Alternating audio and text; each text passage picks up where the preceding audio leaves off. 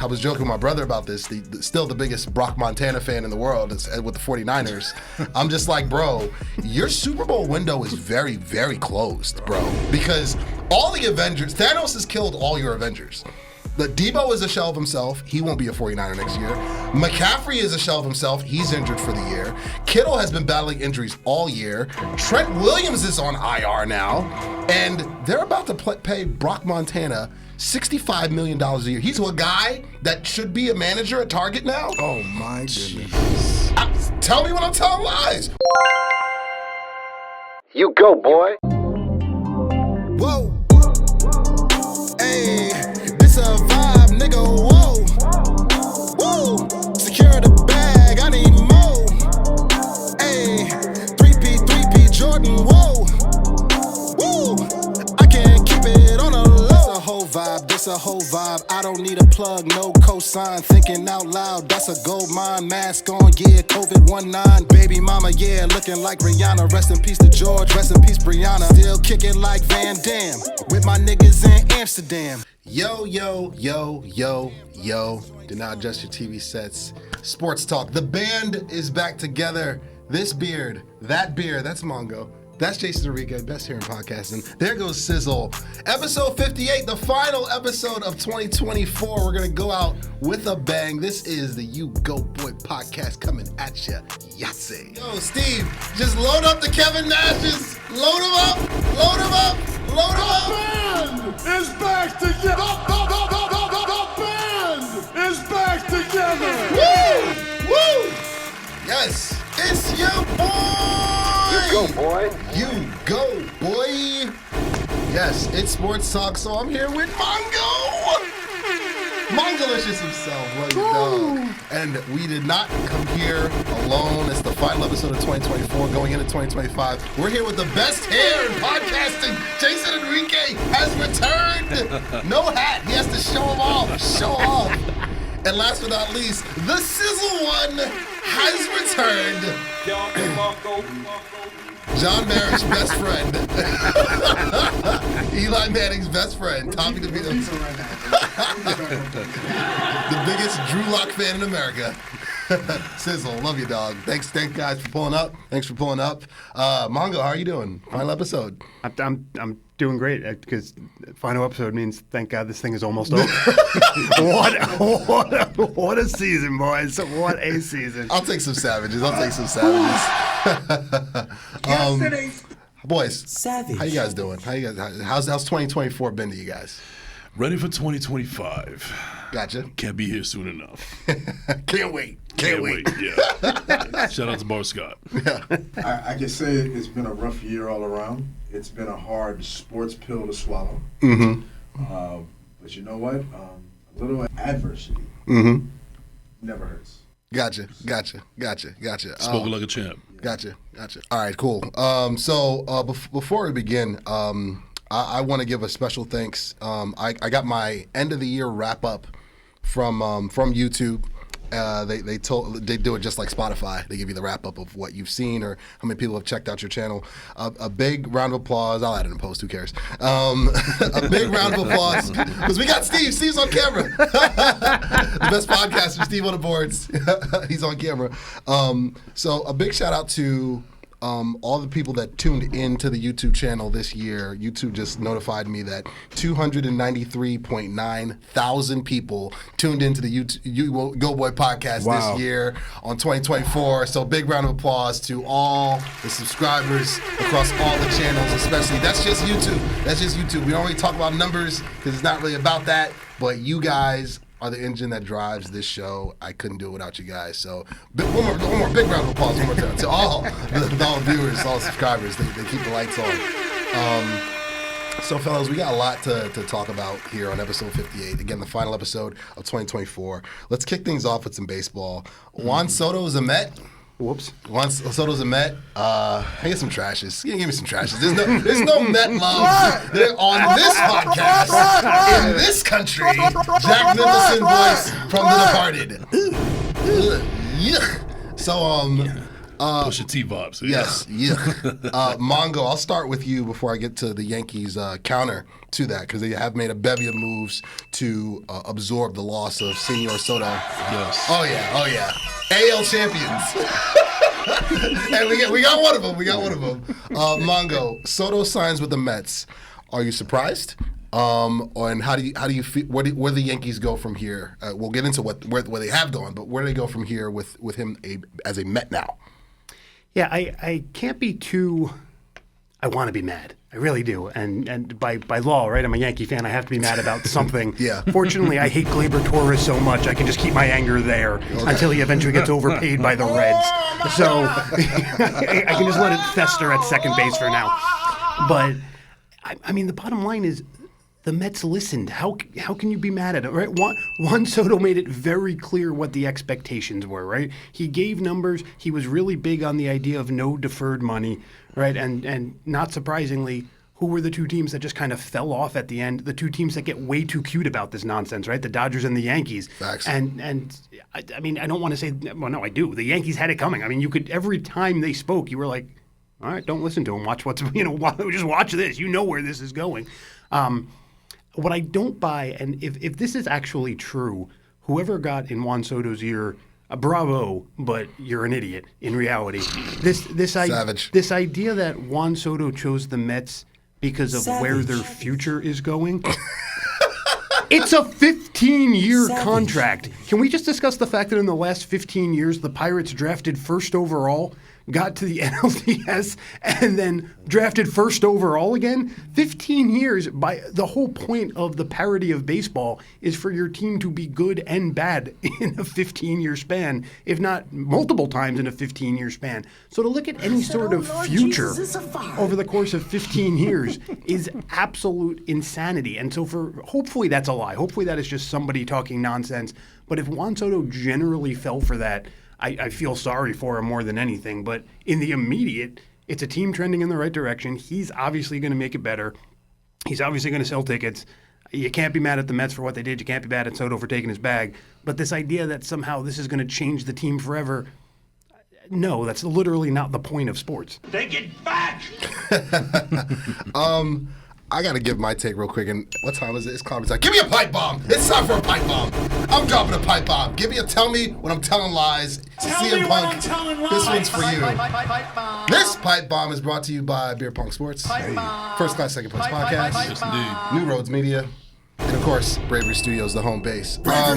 You go, boy. Now, if the Mets decide to bring back Polar Bear, which I'm told is in the works. Cubs are also in the mix. A lot of people are in the mix because Polar Bear is going to get back too. Let's see, they'll have a homegrown talent, right-hand masher, coupled with Soto. Where have you guys seen that before? Oh, I get it. Where have you seen that before? Was it the Yankees last year with homegrown talent, all-star, superstar, best player on the planet, Aaron Judge, and Juan Soto? The Mets are just trying to... Copycat, okay? They're trying to run it. They're trying to do what the Yankees are trying to do. And this nonsense I've heard, nonsense I heard on a number of New York radio stations that the New York Mets are now the kings of New York. They're now the big brothers of New York. Shots fired! Lies. You're telling lies. Well, why y'all got Goodness gracious. Big clown energy, big bozo energy from The Fan, ESPN New York, the whole lot. Yeah. As they say over across the pond. No. The Mets, you want to be the Yankees. And yes, you signed Juan Soto, arguably one of the top 2 or 3 hitters on the planet. Congratulations. But you're still the Mets.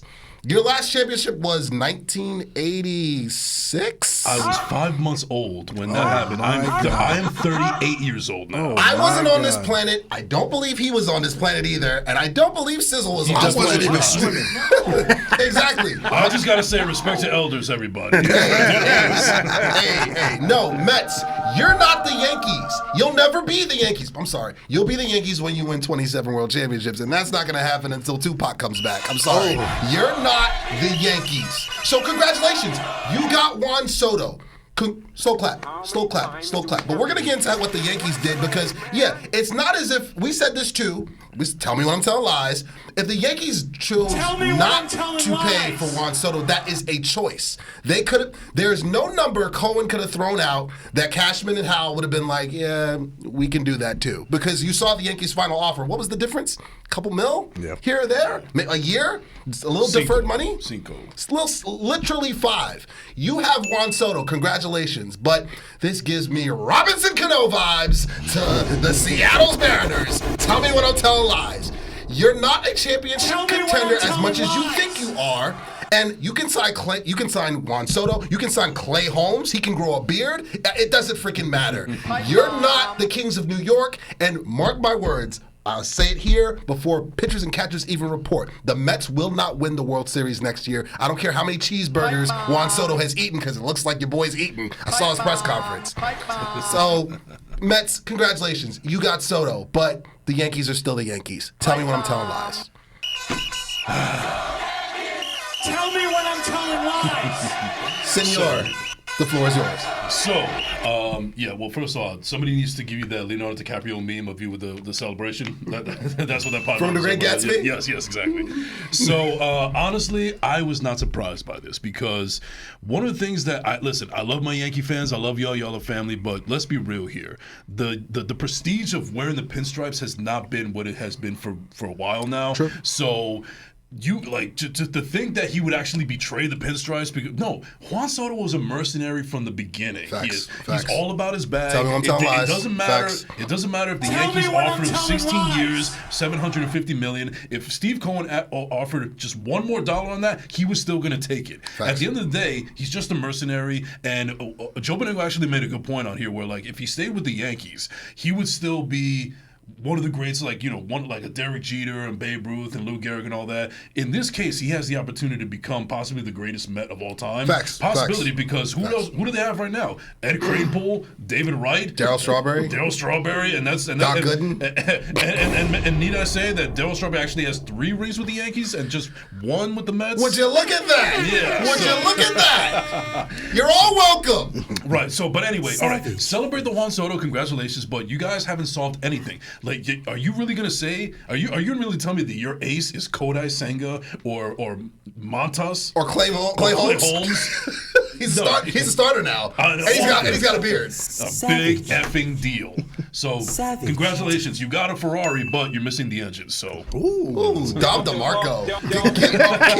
Hey, Steve, hold the button down, David. Steve, not messing around over there. Steve on the board. Wow. Mr. Purse. Well, my whole perspective on this, at the end of the day, we can control what we can control. Right? Facts. So as soon as he decided that he wanted to go over to Queens, I said, okay, no biggie. I said, you know what? I'm going to go to sleep, and then I'm going to wake up, and I'm going to realize we got $700 million to spend. Dom DeMarco. And what do you know? A couple weeks later,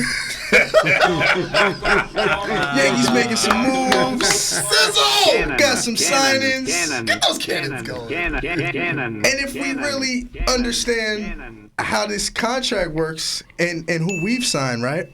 Mm-hmm. Jason and I were just talking about this, by the way. Yes. I'll give you the floor. Okay. In this case, we've got 3 players so far that we've signed that equal up to about $45 million a year. Only. While Soto is going to be making $55 million a year. Don Cannon. Right? Don Cannon. yeah. So you telling me we just saved $10 million of a what-if situation as we're trying to build this team to go back to our standard, which is the World Series, because the last time I checked, the Mets did not make it to the World Series. But that's neither here nor there. Tomatoes. So at the same time, I'm just happy that, you know what, maybe this was the fire that Cashman needed to make sure that we have the right signings, we get the right pitching. I don't think we're done spending yet. Nope. But so far, so good. Won't hear any complaints out of me. Can't wait till we get to the spring. And we're going to show you how you drive a nice car with an engine. Thank you very much. Dom DeMarco. Round of applause. Round of applause. Like the video. Like the video. Like the video. Like the video. Great segue. Great stuff, boys. You guys are here. Here, ready to go. Hey, I mean, the band is back together. The band! Give me a Kevin Dash. The band. Is back together. Yeah. Back together. Yes, sir. Yes, sirski. Lovely segue. Yankees are dropping bags now because, shocker, they have money. And shocker, they're using it. No salary cap. No salary cap. Jesus. So, Max Fried, the best lefty on the market, he's a Yankee. And you know what the Yankees have that the Mets don't have? They've got a three-headed monster at the top of the rotation right now. Yes. And King Cole, Rodon, who took a huge step forward. I was very happy with Rodon last year, and we talked about it before the season started. If Rodon doesn't pitch like a number 2, nothing else matters. He did, and it got the Yankees to a World Series. Yep. So he's your number 2. And now Fried, you can make the argument that Fried is better than Rodon. So you basically have 2 number 2s and a number 1 with some guy named King Cole. So just saying, the Yankees now have a 3-headed monster at the top of their rotation. Devin Williams, who he can do a number of things. He can be a closer. He can be a setup man. He could be. You couple him now with Luke Weaver. I'm liking our bullpen at the back end. I'm really liking it now. And they weren't done because today, some guy named Bellinger, some guy named Bellinger now. So now who does play first base? Yes. He now joins the lineup, and I'm not saying he's Juan Soto, but he is an NL MVP last time I checked. He won the MVP award. 2019. And he has a ring as well. Yeah. So he's played in a postseason. He hits lefty, and we have a left-handed porch waiting in right field as well. Great, solid move. Me and Mongo have been fist-pumping like Jerseyites, happy about these moves that the Yankees have made. And again, they're not done yet because they're talking to Bregman as we speak about possibly bringing him to third base and kicking Jazz Chisholm over to second. Yeah, check this out. We got the projected Yankees lineup for 2025. I'm here for it. Anthony Volpe. I'll take that. Jazz Chisholm. Aaron Judge. Cody Bellinger. Giancarlo Stanton. Austin Wells. Jason Dominguez. Ben Rice. Oswaldo Cabrera. Dom DeMarco. And again, the Yankees aren't done yet because I don't know about you guys. I would all forgiven from the cheating. If Bregman becomes a Yankee, all forgiven. All forgiven. Not Correa, not those guys. Nah, you gotta draw the line somewhere. Not Vladdy. Not AJ Hinch. He can't join the he can't join the coaching staff. No. Bregman puts the pinstripes on, and from everything I'm hearing from the Yes Network and my sources, shout out to Digest Media, Yankees Digest, who I cover the Yankees for. We're all over it. The interest is very real with Bregman. And he should be making his decision within a week or 2 after this video drops, obviously. So I'm loving the energy of Cashman and Steinbrenner thus far. Keep it going. You're not done yet by any stretch of the imagination. Your goal is, again, to just do what you did last year and go further. The World Series is our goal. The Mets are trying to fight for NL pennants. The Yankees are fighting for World Series pennants. That's the difference. There you go. And these moves here indicate that they want to get back to the Fall Classic and finish what they started because, trust me, the Dodgers are going to be waiting. Yep. So, two quick clarifiers there. Listen, I'm all in on the Bregman forgiveness tour. My only concern is Bellinger in on the Bregman forgiveness tour because the one big thing you got to love more about him than anything else is that he hates the Astros more than any other. DeMarco, I saw the clip. I saw the clip of him going in. That's going to be a little bit of a problem. So, listen, I'm happy with Bellinger, and if it means we lose Bregman, I'm still okay with that trade. By all accounts, he is going to be playing center field. Yeah. I have been on the Christian Walker train. I have to. I have to. I made a case. We were a couple weeks ago that he was right up there with Soto in terms of importance for the 2025 Yankees. So I stand by that. My big concern, and again, I'm with all. I don't think we're done by a mile. The problem is when you look at what they've added so far. Fried takes the place of Cortez basically. Yeah. Williams takes the place of Holmes. If he's playing center field, Bellinger takes the place of Soto. Great guys, but what I didn't say yet was takes the place of LeMahieu, takes the place of Torres. The guys who we really need to just, I don't care if they're replaced by washing machines like in semi-pro. The guys who need to go are still there. Yeah. And so I love the idea of Ben Rice being on the bench, but that requires somebody to take that spot that he just mentioned at the bottom of the lineup. And the idea is to ultimately, we all live in different parts of Jersey. You will all hear an audible yell from me the first time I hear a report that they're interested in bringing back Gleyber Torres.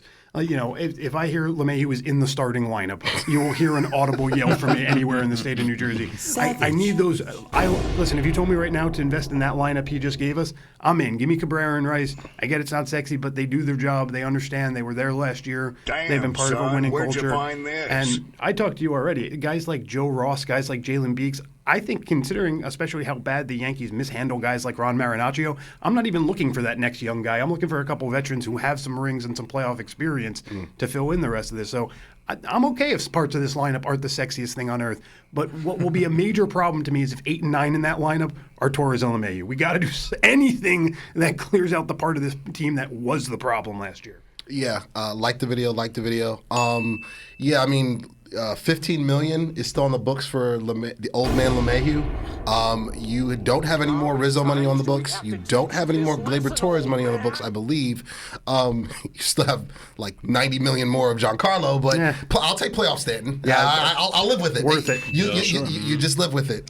So they're not done yet. I would be shocked, like with a capital S, if Torres is back. From everything I've heard from Jack Curry, a number of people at the Yes Network, Gleyber, Rizzo, they lost their numbers. All right, there's no contact whatsoever. I think LeMahieu, just like I said, it's a bad contract. They're stuck with it. He's going to be on the roster now. If he's starting or not, that's neither here or there. 1 to 2 starts a week as the last bat off the bench. We can make that work. 125 starts at first base, and I'm officially a Royals fan. I'm off the train. I won't. Savages. Oh my God. Yes. So again, subscribe to the channel. You guys are kicking it with the band. We're back together. Episode 58. It's back together. Rest in peace, Scott Hall of U-Goboy podcast, live from Bravery Studios. Bravery up. In lovely Garfield, New Jersey. Steve's on the boards, and he's got a beard. And who doesn't have a beard in 2024? So Yankee. Back sure he doesn't. Williams is about to not have a beard. Yeah, that's gone. If you're a Yankee, you do not have one. Steve loves the eat button. That's his favorite. So let's shift gears to football, and there's a lot of football to cover. We are coming down the stretch of the regular season before Super Wild Card weekend is upon us in the NFL. They already started the Saturday triple headers. They already started. Once you see this time of the year.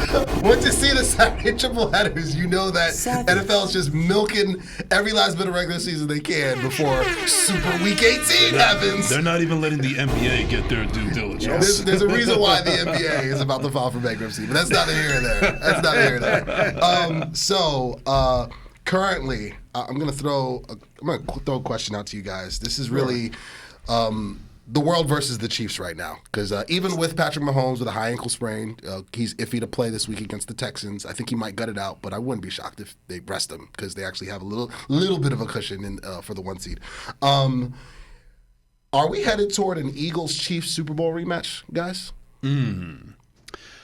I think it's possible. But I would also not count out Buffalo. I mean, Josh Allen is having a hell of a year so far. He'll win the MVP. Yeah. It's pretty much wrapped up. Yeah, it's pretty much right. Barring injury. And Lamar's right on his heels. But either way, I don't know. I just think I totally underestimated Buffalo this season. So if there's going to be an upset, I think it might be Buffalo. But, I'm still, until it actually happens, until I actually see it happen, I'm still rolling with the Chiefs. But as far as the NFC, I mean, I used to think it was the Lions, but the injuries. Those are injuries, they're piling up, man. And then Dan Campbell, he's getting a little too crazy with his onside kicks. Yes, that's what we're doing now. Forget fourth down. We're just gonna not kick it to you.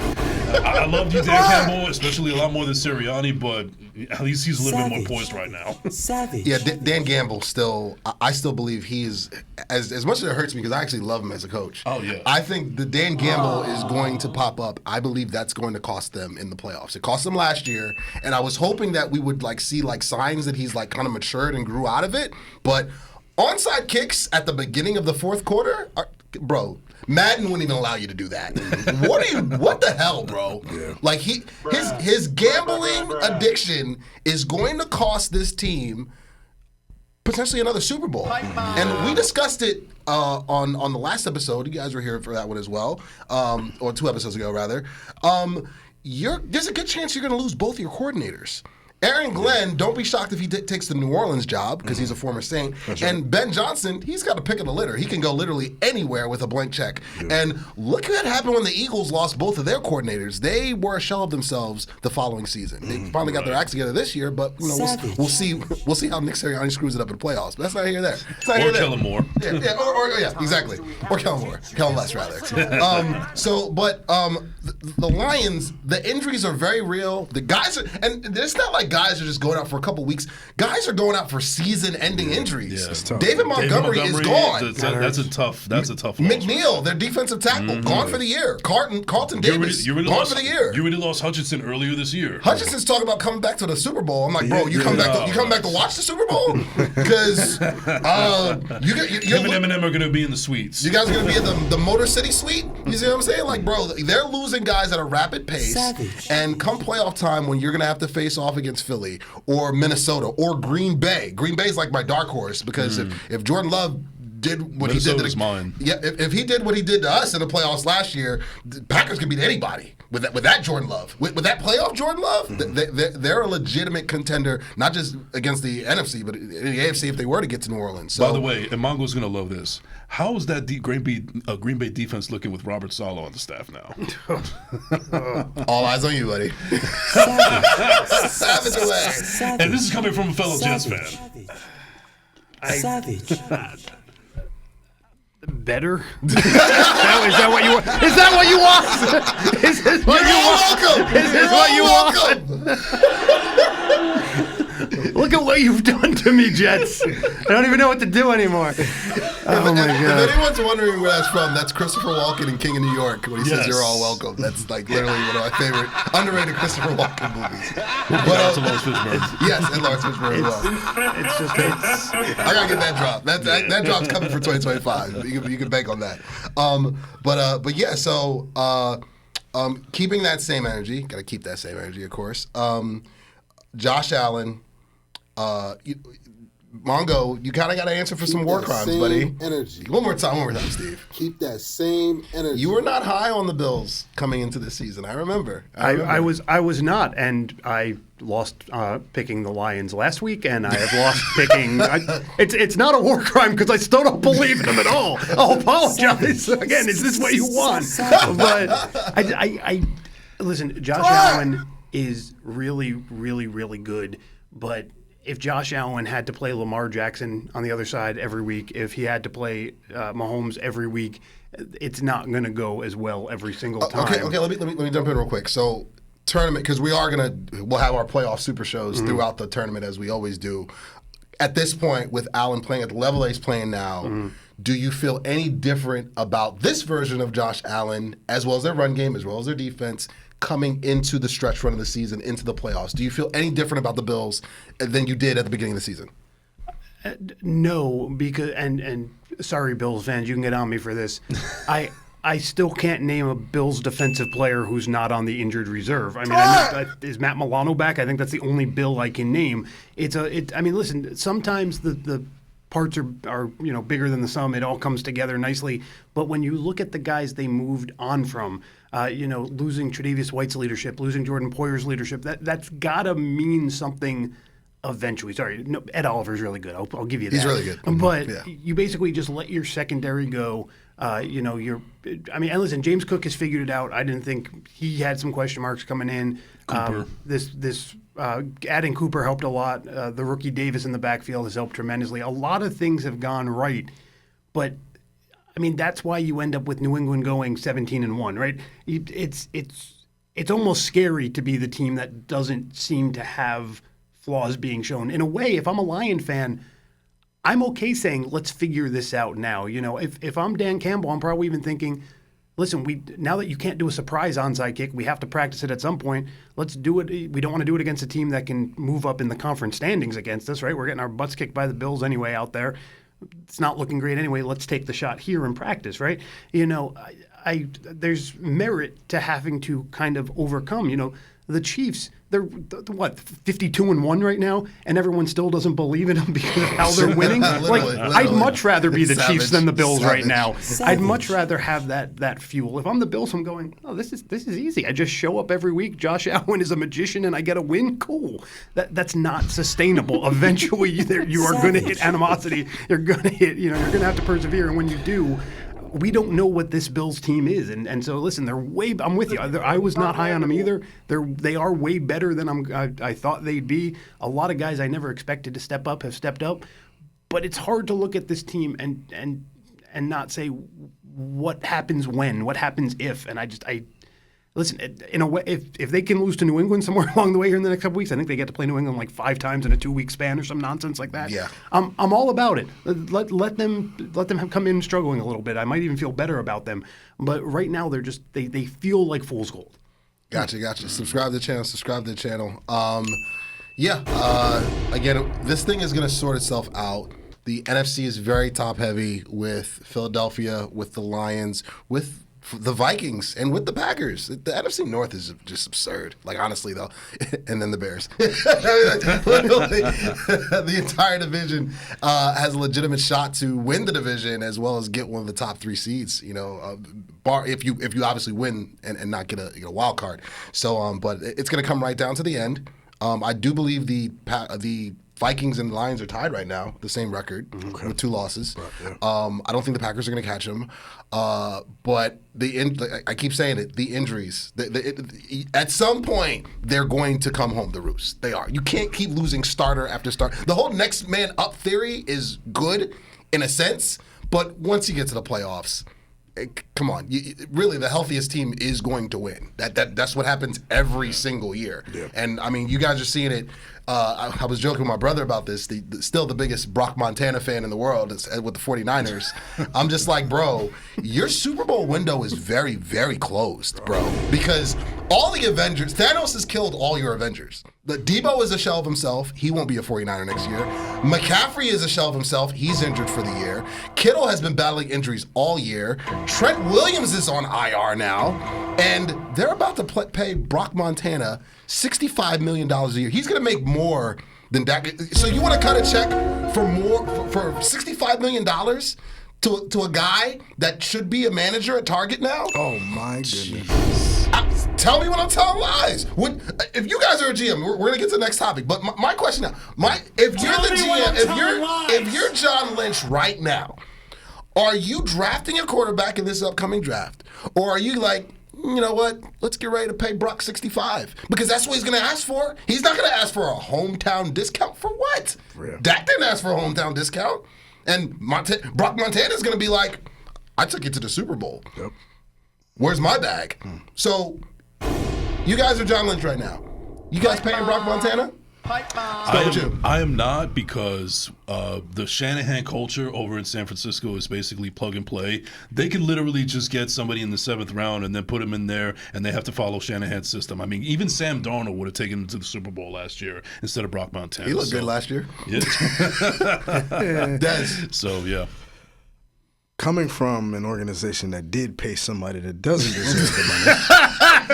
from the makers of overpaid quarterbacks. Savage. Get those savages going. Zoom in on that.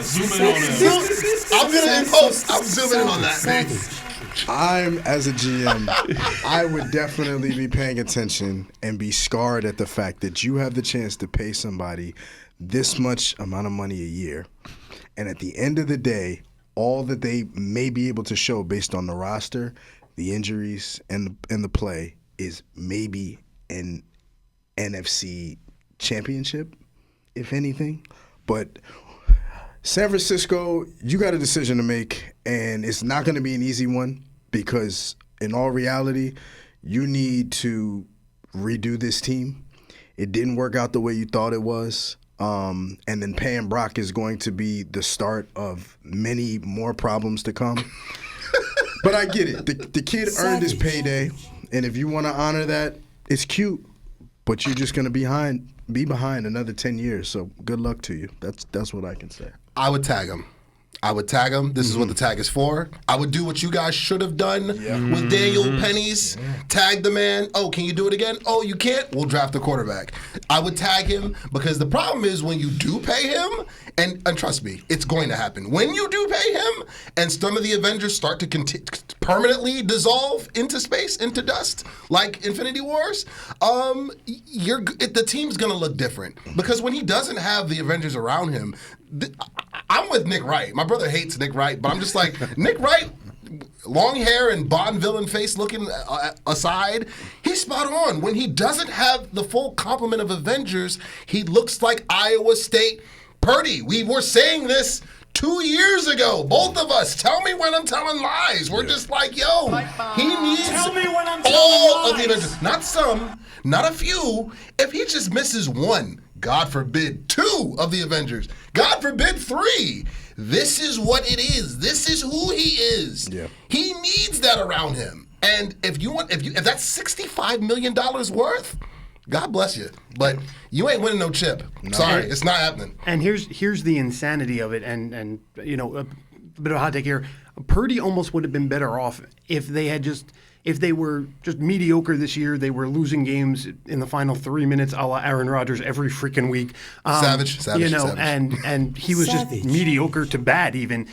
Because at this point, the one thing you can make the case for Purdy is he was at least, you know, part of that nostalgia almost and how fast the NFL moves. He was part of that Super Bowl run. He was part of, you know, he was the face of the Avengers to a lot of casual fans. And so you're almost paying him to try and hang on to that magic for one more day. But you look at this year where you see exactly that, you know, the health is not there. This team is not sustainable. When you look at things like them rushing back Dre Greenlaw and then him not being able to stay on the field and, Campbell not even, you know, literally walking out a la Antonio Brown. You know, this team... We love this word around here. This team's a disaster. And so now he is the face of this absolute monstrosity. You know, he's not the face of a Super Bowl Niners. He's the guy who is supposed to be the de facto leader at all times, who couldn't even convince all 52 of his teammates not to quit. You know, why do you want that in your locker room? He's not good on the field. He's the de facto leader of a team that quit. Nothing is good about this year. You let him go. To your point about how the Niners operate in the draft and where they got this guy to begin with, you theoretically have 7 shots to get his replacement correct because you'll be taking at least 7 picks higher than where you took Brock Purdy. To me, this is a no-brainer, and you know that, Stance. I've been on your show on the weekends before arguing with anyone who's willing to call in and say the words Brock Purdy. But I didn't think this was hard to begin with. I still don't think it's hard. Move on from him. He's replaceable. Yeah. Don DeMarco, tell me when I'm telling lies. Steve is on the boards. The beard is illustrious. They're better off going down the Sam Darnold sweepstakes. He's gonna be a free agent. Yeah. There's a number of you guys are better off going up. Listen, if the Jets said you weren't, spoiler. If the Jets say you're not good enough, you're good enough. That is the one thing we've learned. Savage away. Savage. So yeah. But I cannot wait until the Brock Montana situation is resolved. I remember I got into it with my brother at Thanksgiving. I'm just like, bro, he's a part of the system. And my brother was like, he is the system. I was like, no, he is not. I get it. You miss the days of Steve Young. I get it. Trust me. I miss the days of Troy Aikman. I do. But any Cowboy quarterback that's have his weight, I was not calling Tony Romo Troy Aikman. And I damn sure, as much as I love Rain Dakota, I've never called him Troy Aikman. I miss that guy. We haven't had that guy, and we are still looking for that guy. But just because a guy leads you to some regular season success or whatnot, it's because of the cast. It's because of the band. All right, it's literally because of the band. And he's not the front man. Trust and believe. No. He is not. He's the second guitar, if that. But that's neither here or there.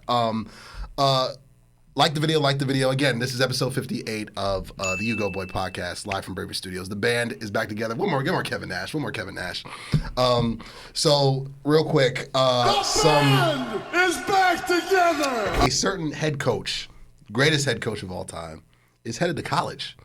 Bill Belichick is the new head coach of the University of North Carolina Tar Heels. the ACC, I believe, and not the basketball team. No, that's not the basketball he's team. not filling in Krzyzewski's spot anytime No, soon. he's not pulling a Dean Smith anytime soon, or Roy Williams. I did not see this coming. I thought this was a smokescreen for him to drive up his market and try to get Jerry Jones to pay him more money as a head coach, or for the Jets. I heard he was this. I don't know how accurate the report is. I got this from Pat McAfee, so you got to trust his sources. The Jets were in play. He was kicking the ties. He tapped in. I know behind the scenes he was tapping in with the Giants. You can't convince me otherwise. Maybe so. Just saying. It wasn't confirmed. I believe that, but as far as the Jets, excuse my language, I think that's a crock of shit. If anything, I think that was just a due diligence. Like it's almost like everybody else is going on with a female at the party, and you're left with sloppy seconds. That's exactly what it was.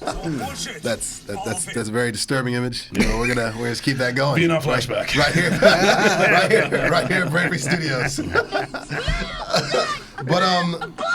But Bill is a Tar Heel now. How do you guys feel about this move? I don't even know what to call it yet because I got to see it manifest. Play itself out. But what do you guys think about it? I mean, honestly, from a guy who has been tortured by Bill for decades, I don't give a shit. Honestly, good riddance as far as I'm concerned. However, sounds spoken like a true gentleman. You're all welcome. You're all welcome. In the words of the great Joe Benigno, screw you, Bill. But anyway, sticking to the subject. I mean. This is what he had left. I mean, the NFL is going younger. I mean, Pete Carroll is not getting another job. Bill Belichick's not getting a job. God bless with his rings and everything like that. But I think this is just the only option that he had left. He wanted to coach. It's in his blood, and he just basically took what he can. Now, Belichick being Belichick, playing chess, not checkers, he could use this as an opportunity because it is a $10 million year, and then afterwards in the second year, it's a $1 million buyout. So in the second year, gain some more interest in the NFL, possibly. I don't know if it's guaranteed. It's a big if, but I think that's where Bill is coming from right now. And he said, in his press conference, he was like, "I didn't join just to leave." But you know what? You kind of did that when you resigned as the HC of the NYJ. So anything is possible. Okay. My perspective on it is I think he made this move as a legacy move, right?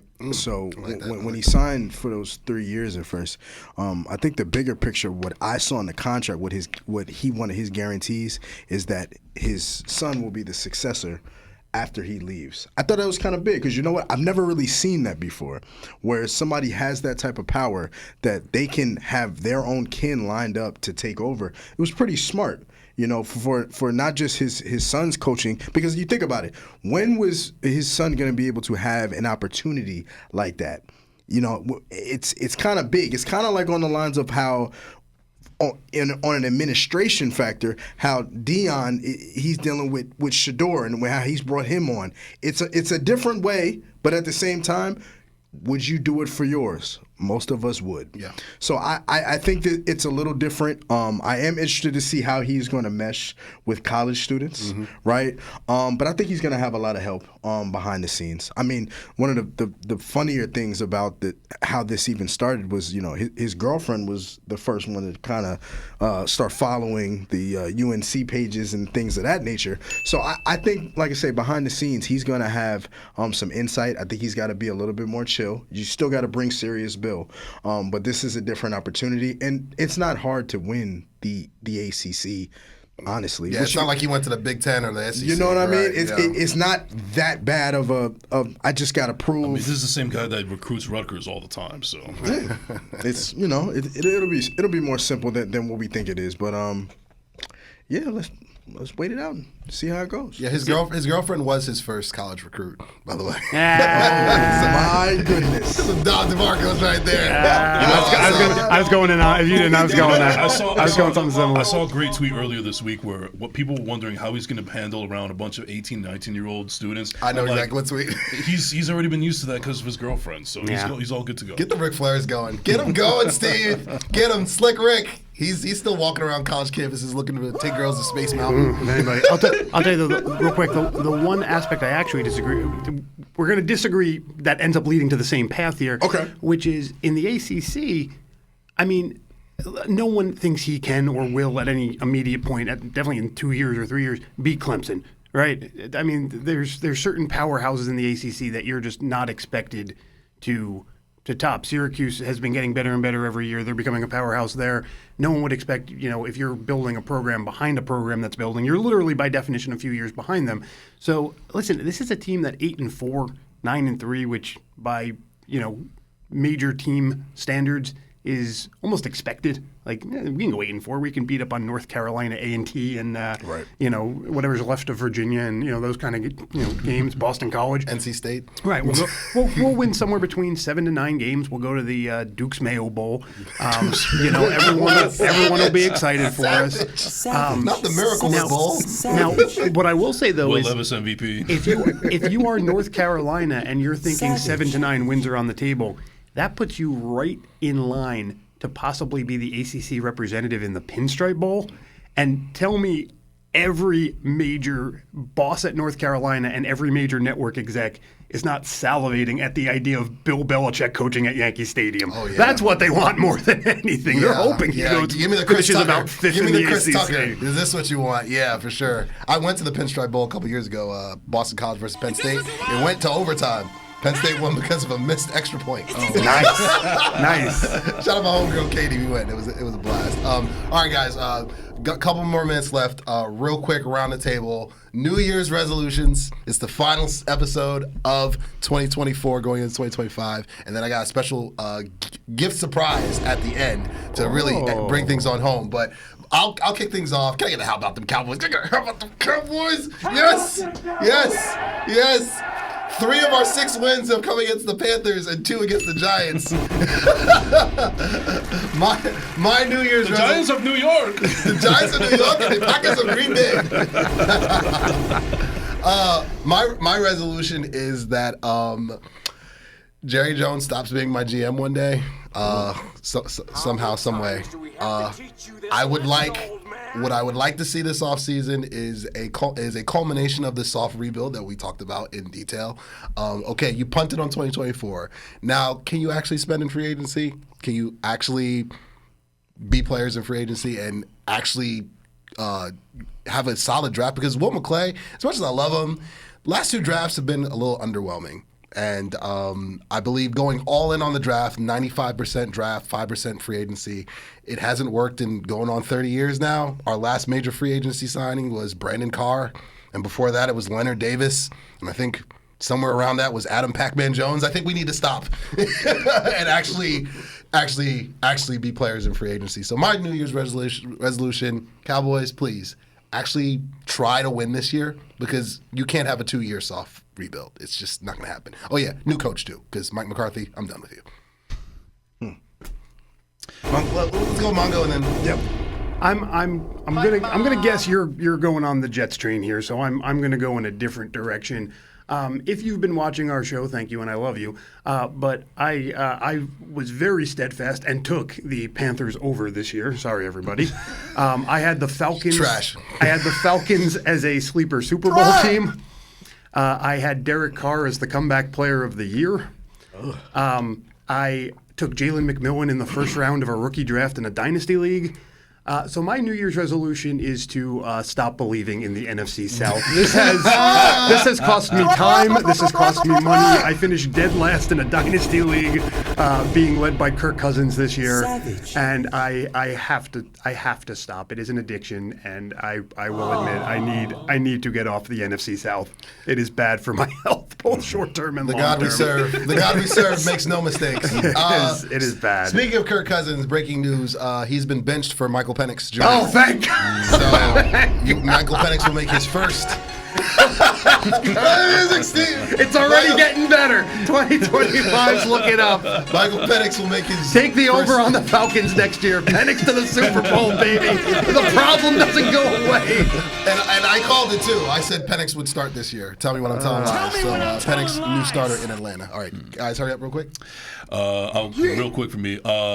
Steve Cohen, you've been able to flex your wallet muscle and give Soto generational wealth, but if you Here goes the word. There it is. But if you really want, but if you really want to show us some cubes and also some levity, buy the New York Jets. Buy the New York Jets. Okay. Get it away from Woody Johnson and Yeah, that's it. 2025, Steve Cohen for the New York Jets. Des, take it home. I like it. I like it. I like it. I like you like that. Well, as we know, the New York Giants were finally blessed with the opportunity to draft a dog, right? I'm sure you all remember that time in life here on the pod here. So my New Year's resolution is I want no more puppies in the pound. Go tight on that man. Go tight on that man. Forward.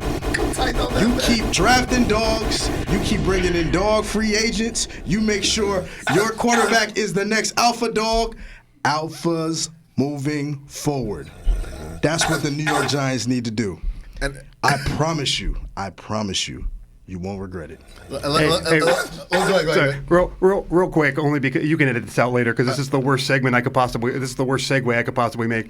Michael Vick signed as the Norfolk State head football coach. By the way, just need to. Just while we're here, while we're on the topic. Man, that was great. That's But I will as an add-on, $4.99 at the Waffle Shop. As an add-on to that, my resolution is that the Giants draft a black quarterback for the first time. Last thing. I got you. Cam Ward, come on down. Come on. Hey. Shador Sanders. Look, I'm going to say this is the last thing I'm going to say for the new year. If you don't draft black, I'm not coming back. Savages! Tom DeMarcos! Let's turn NFC East into black into February. Yes, absolutely. All right, so we will. So again, one more time, round of applause for everybody who tuned in this year. We will. Before I do the final sign off, I've got 2 gifts that I want to give out. Sorry I didn't bring it up for you guys. I got you guys later. Don't worry. Love. The first gift, I want to do it on camera. Steve is behind the board, so I'll give it to him afterwards. Steve, this is for you. This is a rock hoodie. It's clean. For the People's Champ. Shout out to Marshalls. Hey. I know he's the biggest wrestling nut aside from myself. So, Steve, you deserve this. You are the best podcast producer on the planet. I would not be able to do this show without you. You did the first episode with Dave Sturcio. The show is about to turn 3 in June, and dog, we are just getting started. Thank you so much for everything you do. Love you, Steve. Love you. This one's for you, buddy. All right. So, and also to the best co-host in the world. Hey. This guy's on the hat. He's on the hoodie. He's on the merch. He's on the logo. I wouldn't be able to do this show if I didn't have my ride or die, my blues brother, my right hand right here. Dog, you have been with me since this show started, and I always go thrifting around Christmas time because I grew up poor. I grew up broke. I'm from the hood. East Orange, stand up. You know what I mean? So I always go thrifting around around Christmas time just to get some nostalgia of growing up without having much. And I saw this in the thrift store and I was like, yeah, this is happening. This is a Boomer Esiason.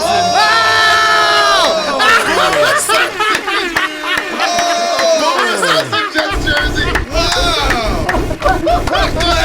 I was like, I gotta get this to my guy.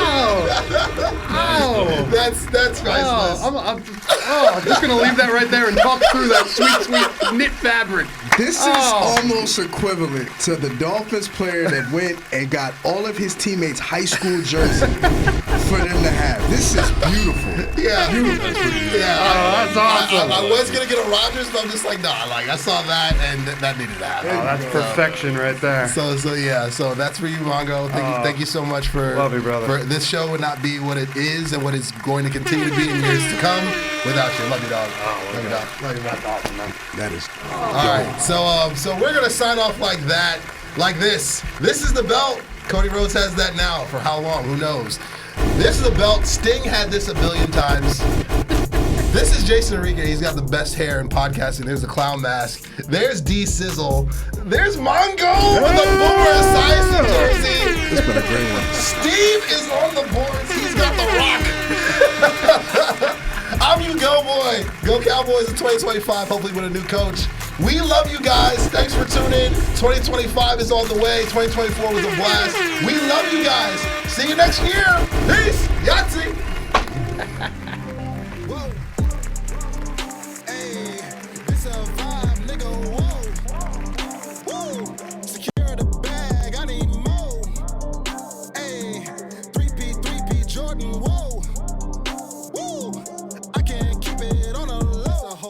This a whole vibe. I don't need a plug, no cosign. Thinking out loud, that's a gold mine. Mask on, yeah, COVID-19. Baby mama, yeah, looking like Rihanna. Rest in peace to George, rest in peace Brianna. Still kicking like Van Damme with my niggas in Amsterdam.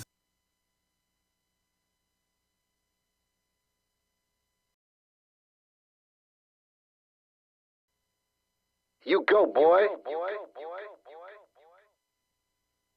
Yahtzee.